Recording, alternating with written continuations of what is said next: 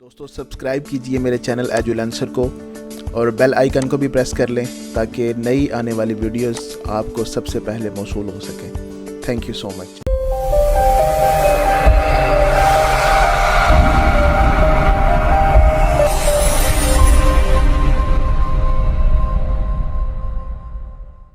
अस्सलाम वालेकुम, welcome to एजुलेंसर दी मास्टर ट्रेनर। रमज़ान मुबारक में कुछ मसरूफियात की वजह से चंद दिन हमारे लेक्चर्स का सिलसिला मुनक़ता रहा, जिसका आज से हम दोबारा से आगाज़ कर रहे हैं। आज हम लोग डिस्कस करेंगे कि टीचिंग में फ़ीचर और करैक्टरिस्टिक्स किसको कहते हैं और इनमें क्या क्या डिफरेंस है। तो स्टूडेंट्स, इससे पहले कि हम लेक्चर का आगाज़ करें, अगर आपने अब तक हमारा चैनल सब्सक्राइब नहीं किया तो चैनल सब्सक्राइब कर लें और बेल आइकन को भी ज़रूर दबा लें ताकि आने वाली वीडियो आपको फ़ौरी तौर पर मिल सके।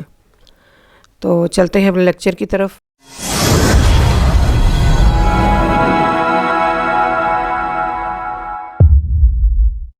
Welcome back. आज हम डिस्कस करने लगे हैं करैक्टरिस्टिक क्या हैं और फीचर्स क्या हैं टीचिंग के। इसमें सबसे पहले हम लोग देखेंगे इन दोनों में डिफरेंस क्या है। Features and characteristic are two words that can be rather overlapping over through there is a difference between these two words. यानी ये दोनों लफ्ज़ इतने एक दूसरे के साथ मिले जुले हैं कि बाज़ औक़ात इन दोनों में फ़र्क करना मुश्किल हो जाता है। माइनर सा फ़र्क उसको महसूस करना और बयान करना ज़रा मुश्किल हो जाता है। कुछ लोग करैक्टरिस्टिक्स को ही फ़ीचर्स बता देते हैं और कुछ लोग फ़ीचर्स को ही उसका करैक्टरिस्टिक्स बता देते हैं।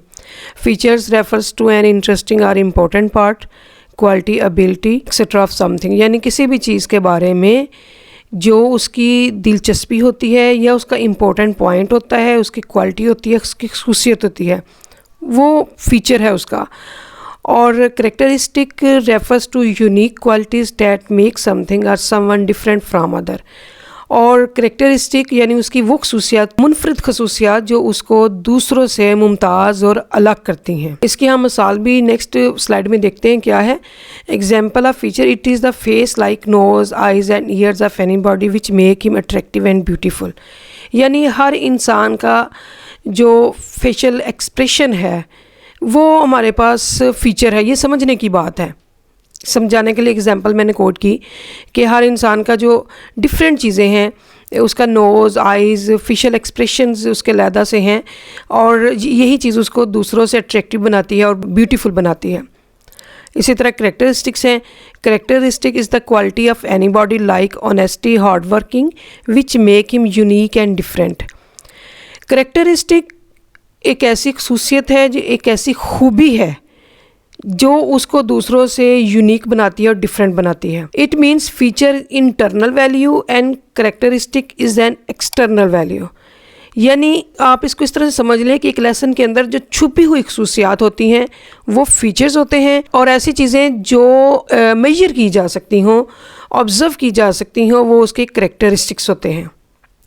जो चीज़ हमारे लेसन को अट्रैक्टिव बनाती है, खूबसूरत बनाती है, और बच्चे हमारे लेसन को सुनने के लिए बेताब होते हैं, वो चीज़ें उसकी फ़ीचर्स हैं। और जो कोई दूसरा पर्सन आपके लेसन को ऑब्ज़र्व करता है, उसको मेजर करता है, उसको एक्सलेंट या गुड करार देता है, वो सब कुछ करैक्टरिस्टिक्स में आता है। आज के इस लेक्चर में हम फ़ीचर ऑफ टीचिंग को डिस्कस करेंगे और इंशाल्लाह नेक्स्ट लेक्चर में हम इसको जो करैक्टरिस्टिक्स हैं वो उसको तफसील से डिस्कस करेंगे।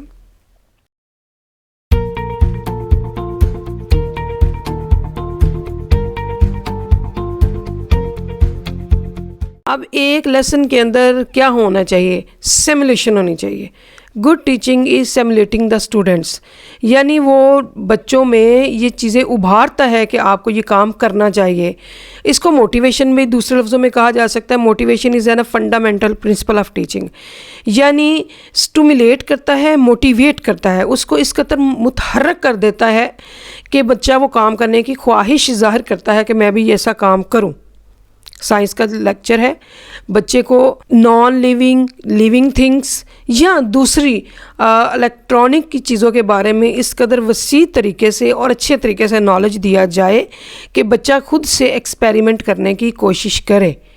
उसको स्टिमुलेट हमने इतना कर दिया, उसको हमने इतना मोटिवेट कर दिया है कि बच्चा वो काम करने की खुद से कोशिश करता है। जैसे लेक्चर देते हुए हम किसी भी प्रोफेशन के बारे में बहुत डीपली बच्चों को बताना शुरू कर दें और उनको बताएं कि पायलट भी लड़के भी बन सकते हैं, लड़कियां भी बन सकती हैं, इंजीनियर भी बन सकते हैं, और फिर उनकी खूबियाँ इस तरह से गिनवाना शुरू कर दें और बच्चों में एक तहरीक का जज्बा पैदा करना शुरू कर दें कि बच्चे खुद से मोटिवेट हो जाएं कि हम पायलट बनना चाहते हैं, हम इंजीनियर बनना चाहते हैं, और उसके लिए सर तोड़ कोशिश करना शुरू कर दें। ये हमारा मेन फीचर ऑफ टीचिंग है, बच्चे में इतनी स्टिमुलेशन पैदा करना और मोटिवेशन पैदा करना। ड्रा आउट क्वालिटीज़, टीचिंग का एक मानी ड्रा आउट भी है, यानी निकालना। जिस तरह पौधा ज़मीन से निकलता है, उसका जड़ें ज़मीन में रहती हैं और वो फूटता है ज़मीन से, खुद ब खुद वो फूटता है। स्टूडेंट्स के अंदर जितनी भी क्वालिटीज़ होती हैं, उन क्वालिटीज को ड्रा करना यानी उनको निकालना, छुपी हुई पोशीदा सलाहियतों को निकालना, ये टीचर का काम है। अब टीचर ने अपने टीचिंग के जरिए बच्चे के अंदर से उन क्वालिटीज को निकालना है, उनको दबा नहीं देना। स्टेप बाय स्टेप हमें ये पता चलता है कि किस बच्चे में कौन सा काम करने की क्वालिटी है और हम उसको उभारते हैं। एक बच्चे में ड्रा करने की बड़ी अच्छी एबिलिटी है, एक बच्चे में कुकिंग की बड़ी अच्छी एबिलिटी है, फैशन डिजाइनिंग की बहुत अच्छी एबिलिटी है।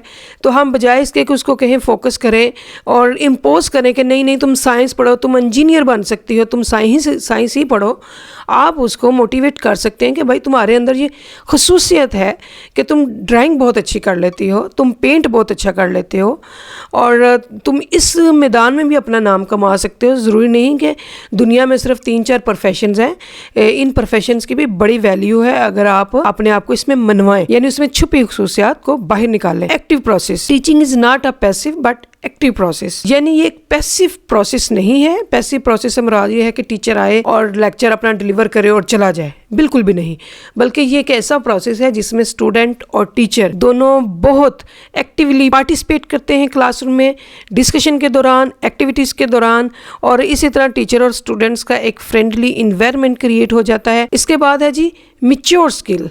Good teaching create mature skill in students with the passage of time. These skills improve, यानी बच्चे में एक स्किल पैदा हो चुकी, अब हमने उसको मैच्योर लेवल पर लेकर जाना है। मैच्योरिटी आपको पता है किसी भी इंसान के अरूज का जमाना है, यानी हमने राय तौर पर बच्चे को स्किल सिखा दी। अब हमने इस स्किल को इस काबिल बनाना है कि वो अपने अरूज तक जाए। Proper guideline, Good teaching give proper guideline to student in learning and adopting the different occupations. बच्चे को हर कदम पर मुनासिब रहनुमाई की ज़रूरत होती है और ये मुनासिब रहनुमाई उसको उसके वालिदैन के बाद असातिज़ा मुहैया करते हैं।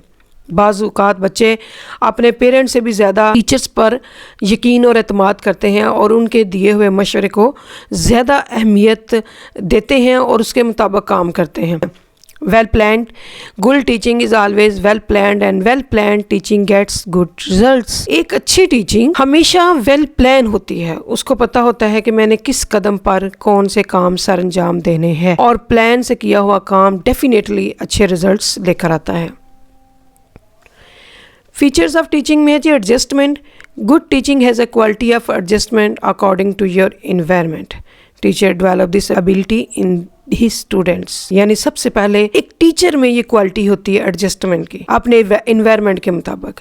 अगर उसको वाइट बोर्ड के बजाय ब्लैक बोर्ड भी दिया जाए तो टीचर उस पर भी खुशी खुशी काम कर लेता है। अगर बहुत VIP माहौल नहीं बल्कि नॉर्मल सा माहौल है पढ़ाने का, तो टीचर उसमें भी अपने लिए एक अच्छी अट्रैक्शन पैदा कर लेता है। फैसिलिटीज का मुहताज नहीं होता, जिसको उस्ताद कहा जाता है। उसके पास वाइट बोर्ड हो, चेयर्स हो और पूरा इन्वायरमेंट VIP प्रोटोकॉल का हो तो पढ़ाया जाए। नहीं, जिस टीचर में एबिलिटी होती है पढ़ाने की, जिस टीचर में एबिलिटी है कुछ कर दिखाने की और अपने अंदर से वो मोटिवेशन उसके अंदर है कि मैंने बच्चों को सिखाना है, पढ़ाना है, वो एक नॉर्मल से इन्वायरमेंट में ब्लैक बोर्ड के साथ और कह लें कि कच्चे मैदान में भी बच्चों को बहुत सी एक्टिविटीज़ करवाकर बच्चों में सलाहियतों को डेवलप कर सकते हैं और इस तरह से ये एबिलिटी वो अपने स्टूडेंट्स में भी पैदा कर सकते हैं कि बाज़ औक़ात हालात नासाज़गार होते हैं तो उनके साथ एडजस्ट किस तरह करना है। नासाज़गार हालात में क्विट कर देना, किसी चीज़ को छोड़ देना, ये अक्लमंदी का मुजाहरा नहीं, बल्कि अपने आप को इस तरह से एडजस्ट करने की कोशिश करना कि हालात हमारे मुवाफ़िक होते जाएं और यही एक कामयाब टीचिंग की और कामयाब इंसान की निशानी है। Organised learning. Good teaching has organised learning. In teaching learning process students learn step by step not randomly. हमने पहले बात की प्लान, यानी हर चीज प्लानिंग के तहत होती है लेसन में। इसी तरह ये चीज है कि जब प्लान हमने कर लिया लेसन, तो इट्स मीन कि हमारी लर्निंग एक तरतीब के साथ होगी, ऑर्गेनाइज्ड होगी। हम ऐसा नहीं कि बच्चे को कोई चीज सिखाना चाह रहे हैं तो उसको हम रैंडमली सिखाएंगे, बल्कि स्टेप बाय स्टेप बच्चे का मैच्योरिटी लेवल इस लेवल पर लेकर आएंगे कि बच्चा उस काम को करने के लिए खुद ही एग्री होगा। Cooperative learning, good teaching suggest cooperative learning in teacher learning process. Teacher and students work with cooperation. Student और टीचर आपस में मिलकर काम करते हैं। ऐसा नहीं कि आया है, लेसन डिलीवर किया है और चला गया है, और ऐसा भी नहीं कि बच्चों को एक्टिविटी दे दी गई है, उनको प्रोजेक्ट दे दिया गया है, उनको फाइल बनाने के लिए दे दी गई है और टीचर खुद आराम से बैठ गया है। बिल्कुल भी नहीं। ये टीचिंग एक ऐसा काम है जिसमें टीचर भी बिजी है और बच्चे भी उसके साथ साथ बिजी हैं, तभी ये एक यूजफुल प्रोसेस होता है। उसके बाद है जी काइंड एंड सिंपैथेटिक टीचिंग। एक उस्ताद जब तक मेहरबान नहीं होगा और उसका रवैया हमदर्दाना नहीं होगा, वो अच्छी टीचिंग नहीं कर सकेंगे। Democratic way of teaching, good teaching has democratic value. Teacher not impose on wish on students but they work with mutual understanding. ये हमने पहले जो पढ़ा कोऑपरेटिव लर्निंग, उसका ही एक स्टेप समझ लें कि डेमोक्रेटिक वे ऑफ टीचिंग है, यानी हर शख्स को अपनी राय के इजहार की आज़ादी है, मगर हर बंदे को अपनी मर्जी के मुताबिक काम करने की आज़ादी नहीं होती। टीचर ने जो लेसन प्लान किया है, उसके मुताबिक जो एक्टिविटीज़ उसने जनरेट की हुई हैं, तमाम बच्चों को उन एक्टिविटीज़ को लेकर चलना पड़ेगा। सबकी राय का एहतराम भी हो गया और काम भी टीचर की मर्ज़ी के मुताबिक हो गया। प्रिपरेशन फॉर फ्यूचर, जो अच्छी टीचिंग है वो बच्चों को फ्यूचर की ट्रेनिंग करवाने में काम आती। इसके बाद है जी diagnostic and remedial approach. Good teaching diagnose the problems, issues of students during learning and their solution also. यानी टीचर का काम बस ये नहीं कि आया, पढ़ाया और चला गया। टीचर ने ये भी देखना है कि अगर हमारे बहुत अच्छे स्टूडेंट्स हैं, वो डेली बेसिस पे काम करने वाली है, यकदम उनमें काम करने में प्रॉब्लम आ रही है, इसमें क्या इशू है, टीचर इन इश्यूज को हल करने की कोशिश करेगा, जानने की कोशिश करेगा। और इसलिए टीचिंग को, गुड टीचिंग को डायग्नोस्टिक भी कहा गया है और रेमेडियल भी कहा गया है।